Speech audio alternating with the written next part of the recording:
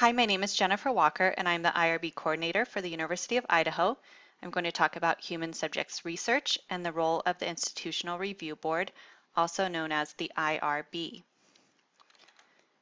I'm going to give a brief overview of historical events that have led to the regulations and guidelines that we follow today regarding human subjects research. I will also explain how determinations are made and how the process flows at the university.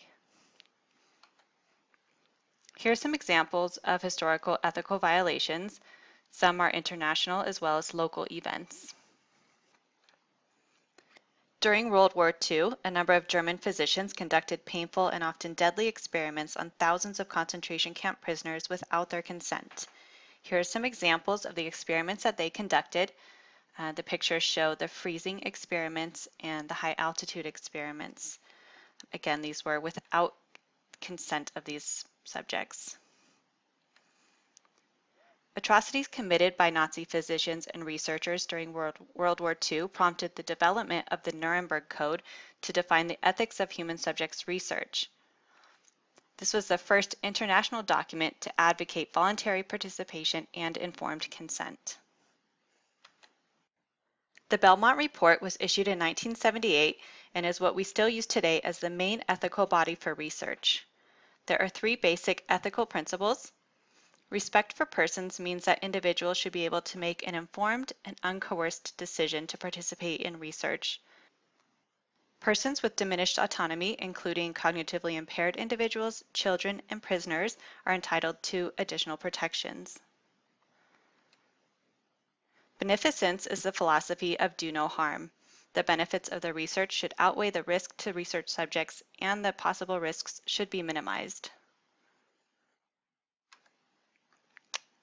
Research should not take from the research participants without giving back.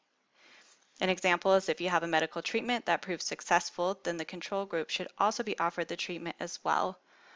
All people must be treated fairly. The Common Rule defines regulations from the Department of Health and Human Services as well as the Food and Drug Administration. This was published in 1991 and provides the regulatory authority for IRB review. It establishes requirements for IRB review and identifies criteria for the approval of research. There are additional protections for vulnerable populations, including pregnant women, prisoners, and children.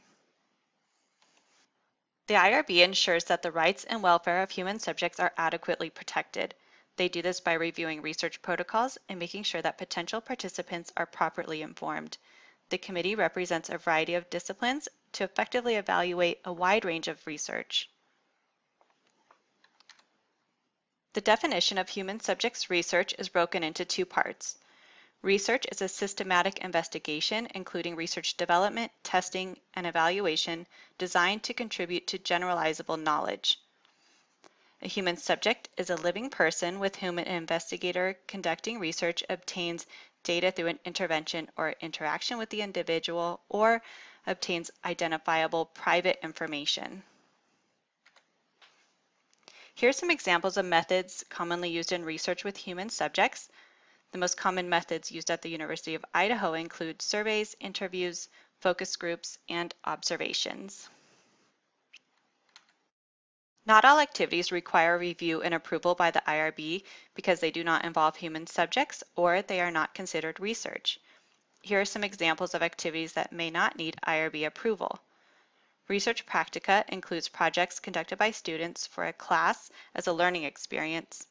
This is not considered research as long as the data is not disseminated outside of the classroom and it is minimal risk to subjects. If you have any questions about whether your project requires IRB approval, please feel free to contact IRB. There are three types of review under the Common Rule. I will explain each one in more detail in the following slides. Exempt certification means that the project is exempt from federal regulation and IRB oversight. This determination can be made by a qualified person in the research office. Expedited and full board reviews are conducted by members of the IRB. All changes to approved research should be submitted for review and approval, as these modifications may change the type of review needed. I may change the risk level, and for example, you can change your project from exempt to an expedited protocol.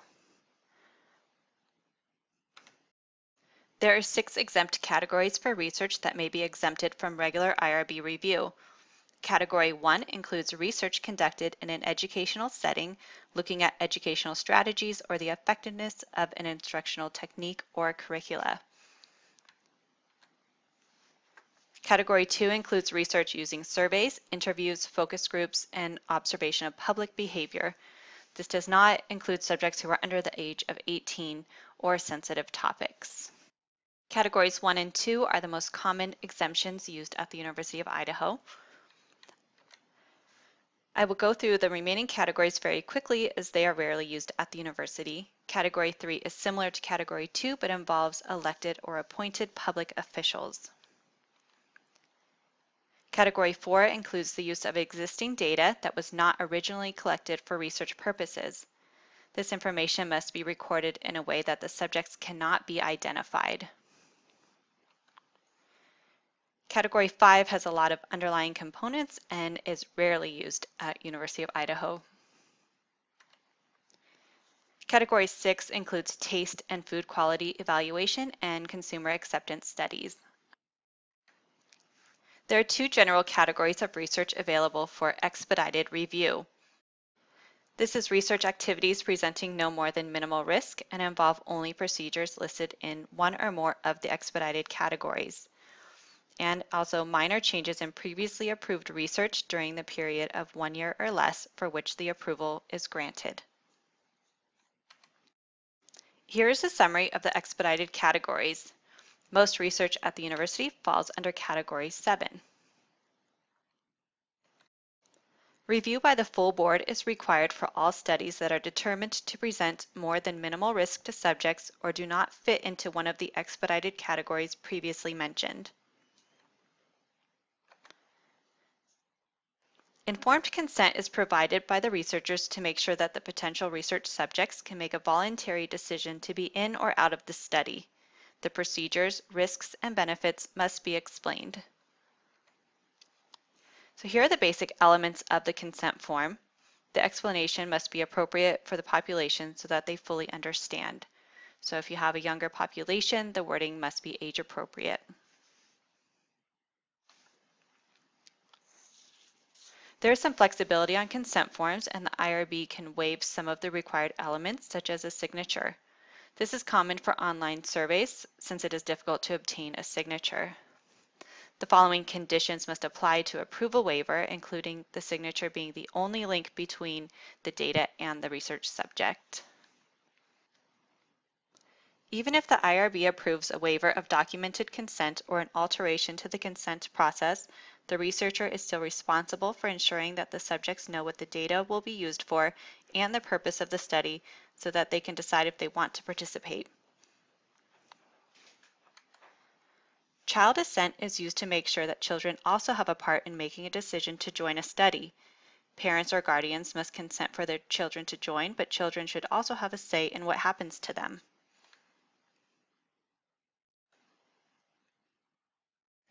I would like to introduce the University of Idaho Office of Research Assurances. Here are some helpful websites with links to our policies and procedures. The mission of the Office of Research Assurances is to provide oversight and support to UI's research review committees and to researchers to ensure compliance with federal, state, and institutional laws and policies. A lot of research conducted at the university involves student thesis or dissertation projects. Students may submit the protocol application for review, but the final submission must come from the primary investigator on the project, which would be their faculty sponsor. Here are some common documents that must be submitted with the protocol application.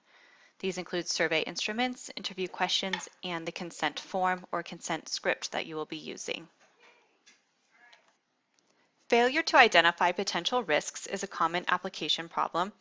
Investigators should explain any risks involved in the study, even if there is no more than you would encounter in everyday life. There is a difference between anonymous and confidential. Anonymous means that there is no link between the subject and the data, or that identifiers were never collected. Confidential means that only the investigators or the research team can identify the responses of the individual subjects, but they will be stored in a secure location to prevent anyone outside of the project from connecting the responses to the subjects. IRB applications must be submitted using the research portal. This can be found on our website or at this link. Please feel free to contact me with any questions about the submission process or any questions about IRB or human subjects research in general. And I thank you for listening to my presentation, and I hope you learned something. Have a great day.